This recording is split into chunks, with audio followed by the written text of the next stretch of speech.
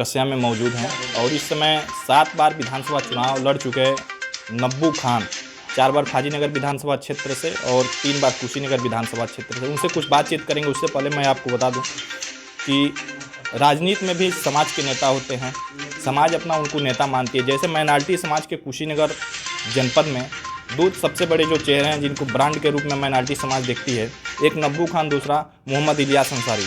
तो इनसे नब्बू खान जी से मैं आया हूं और कुछ बातचीत करेंगे कि 7 बार विधानसभा चुनाव लड़े हैं, क्या कुछ सीखने को मिला है 2022 चुनाव में, क्या कुछ इनकी भूमिका रहेगी। बहुत स्वागत है आपका न्यूज़ पूर्वांचल में। और कुशीनगर से आप 7 बार विधानसभा चुनाव लड़े, बड़ा लंबा सफर रहा राजनीति। तो 7 बार विधानसभा चुनाव लड़े, क्योंकि बहुत कम और वोटों से आपको हार मिली। तो 7 बार चुनाव लड़ने वाला हार नहीं कहा जाएगा। तो क्या कुछ सीखने को मिला है 7 बार के चुनाव में?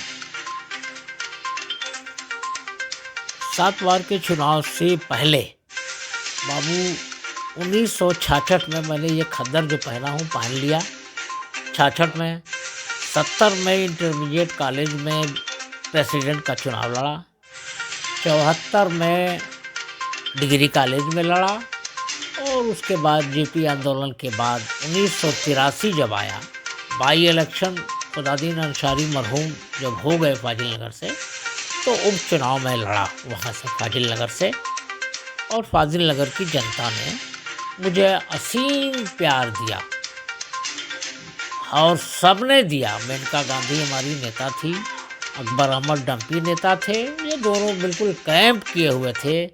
और हिंदुस्तान की बड़ी बड़ी शख्सियतें जैसे मुलायम सिंह आके जौहरा में कैंप किए थे, चौधरी चरण सिंह आए थे, इंदिरा गांधी जी आई थी, और ऐसे ऐसे राजनारायण जी तो यहाँ कैंपवे करते थे, रहते थे।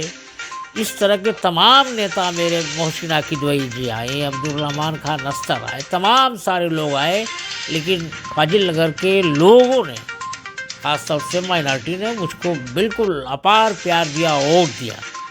वोट के दिन कांग्रेस के लोगों द्वारा गोली चला दी गई, हमारे 3 साथी मर गए वहीं पे। फिर भी मैं थोड़े वोटों से रह गया, नहीं चुनाव जीत पाया। और वही पहली बार विश्वनाथ सिंह, जो कभी 5000, 7000, 6000 वोट पाते थे, पहली बार इलेक्शन में हम लोग हट गए, कांग्रेस और संजय मंच।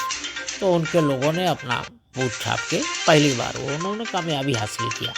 मैंने ये देखा है बाबू, 4 बार 83, 85, 89, 91, 4 बार फाजिल नगर लड़ा। फिर राजमंगल पांडे ने बड़ा जोर दिया कि आप कस्या आ जाओ, तो मैं कस्या आ गया। फिर कस्या में बसपा से ही चुनाव 96 का लड़ा। ब्रह्मा शंकर त्रिपाठी और सूर्य प्रताप शाही हिल गए, लेकिन कुछ मुसलमान जो है पत्थरदेवा ब्लॉक के मेरे साथ नहीं आए। कस्या ब्लॉक का मुसलमान मेरे साथ रहा। नतीजा था कि मैं 20-22 हज़ार वोट पा करके फिर रह गया, नहीं चुनाव जीत पाया।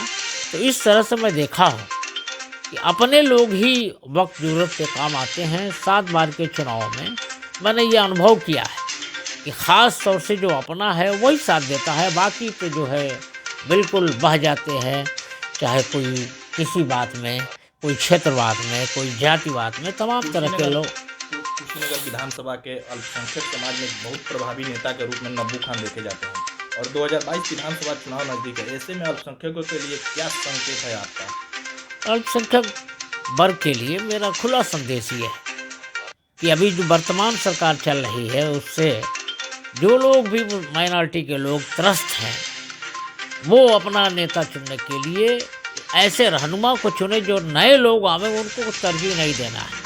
जो मज़ाए लोग हैं, पुराने लोग हैं, उनको ही तरजीह देना चाहिए। और समाजवादी पार्टी ऐसे ही लोगों को टिकट भी देगी, मुझे उम्मीद है। कुशीनगर विधानसभा में टिकट को लेकर भी काफ़ी मारामारी चल रही है। यहाँ से ब्रह्मा शंकर त्रिपाठी जो पूर्व मंत्री, वो भी टिकट मांग रहे हैं। बंटी राव जी बसपा से आके इसमें टिकट मांग रहे हैं और राधेश्याम सिंह जो भाटा से विधायक रहे, मंत्री भी रहे, वो भी टिकट मांग रहे हैं। और ऐसे में नगर पालिका जो चुनाव लड़ी है प्रियंका यादव, वो भी टिकट मांग रही हैं। तो क्या लग रहा है टिकट की तरफ, क्योंकि आप काफ़ी अनुभवी नेता हैं, तो किसको मिल सकता है? अब मेरा तो अनुभव ये कह रहा है, मेरा एक्सपीरियंस तो ये कह रहा है बाबू कि समाजवादी का टिकट पुराने नेता जो 2 बार मंत्री रहा है, 3-4 बार MLA रहा है, तो शायद उन्हीं के पक्ष में जाएगा, मेरा अपना मानना है। लेकिन ये हो सकता है पिछले जो 2017 के चुनाव रहा बसपा से बंटी राव जी ने वर्मा शंकर को हराया, 2 नंबर पर गए, 1 नंबर पर भाजपा जीत हासिल की, तो इसका लाभ उनको मिल सकता है। और नहीं, इसका लाभ इसलिए नहीं मिलेगा, एक तो मैं ही हूँ 8 महीना अपनी स्कॉर्पियो से बंटी का प्रचार किया, लेकिन आज बंटी 2 साल से मेरी पत्नी का भी देहांत हुआ, स्वर्गवास हुआ, इंतकाल हुआ, लेकिन कभी बात तक नहीं किया उस आदमी ने।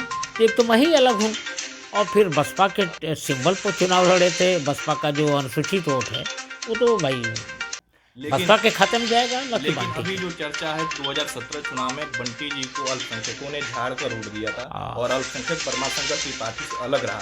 तो क्या लग रहा है 2022 में जो चुनाव होगा, अगर वर्मा शंकर त्रिपाठी रहते हैं तो अल्पसंख्यक उनकी मदद करेगा या नहीं? करेगा, बिल्कुल करेगा। 2022 के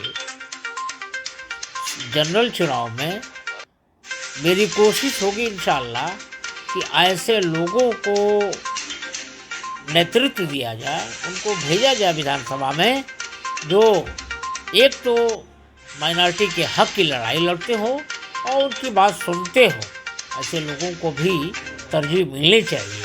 बाकी तमाम जगहों से खबरें आ रही हैं और मैं अपने लोगों से विचार विमर्श कर रहा हूँ, फिर फैसला अपने लोगों के कहने पे ही कोई करूँगा। मतलब कुल मिलाकर 2022 हाँ, के चुनाव में आप फील्ड में रहेंगे? रहेंगे, बिल्कुल रहेंगे, मजबूती से रहेंगे, पहले की तरह से रहेंगे। तमाम अफवाहें चली सर कि नब्बू खान साहब चलने लायक नहीं है, तमाम तरह की चीजें सुनने को मिली राजनीतिक नेताओं के द्वारा। जी। तो मतलब उसको आप मैं चल के दिखा दे रहा हूँ, फिर आप फैसला कर लीजिए चलने के लायक। 2022 चुनाव में आपका क्या रोल रहेगा और किस पार्टी में? अभी मैं बसपा से इस्तीफा देके किसी पार्टी को ज्वाइन नहीं किया हूँ। वर्मा शंकर जी ले गए थे जरूर एक बार अखिलेश जी से बात कराने, नहीं करा पाए, मेरा नाम उन लोगों ने दे भी दिया, लेकिन मैं उसको फाइनल नहीं मानता हूँ और अभी मैं वेट कर रहा हूँ। तो कोई अच्छा शक्ल बनती है, कोशिश यही होगी कि हर क्षेत्र से हकदार को टिकट दिलाया जाए और उसकी मदद किया जाए। मैं यही तो जब आप किसी पार्टी में नहीं तो टिकट फिर दिलाएंगे कैसे? नहीं, जाएंगे अपने लोगों से कहेंगे, उन लोगों से कहलवाएंगे कि जो फला आदमी अच्छा है, बेदाग है, जीत सकता है, उसको टिकट दिया जाए। और हो सकता है कि आ भी जाऊँ, अगर पहल अच्छी हुई तो किसी पार्टी में आ भी सकता हूँ, उसमें कहीं कोई गुरेज नहीं है। 2017 के ग्राफ देख लिया जाए तो 2022 के चुनाव को लेकर कांग्रेस काफ़ी मजबूती से उतरा है और बसपा भी लगी है, क्योंकि बसपा के सारे विधायक टूट गए हैं, लेकिन बसपा भी लगी है, समाजवादी पार्टी लगी है, एक नई पार्टी MIM यूपी में एंट्री कर ली है। तो क्या लग रहा है अल्पसंख्यक वोटों का बिखराव होगा? देखिए, MIM जो है उसके नेता ओवैसी साहब बहुत ही अच्छे आदमी है, बेस्ट ओरेटर है और हिंदुस्तान में नहीं उनका नाम दुनिया में है। लेकिन मुसलमान बहुत चालाक जात है, अपने वोटों को बर्बाद नहीं करेगी और आयन मौका आने के बाद तारीफ उनकी होती रहेगी और सब कुछ होगा। मुसलमान, मुझे उम्मीद है इंशाअल्लाह अपने वोट को बेकार नहीं करेगा, वो वहीं देगा जहां सार्थक हो जाए।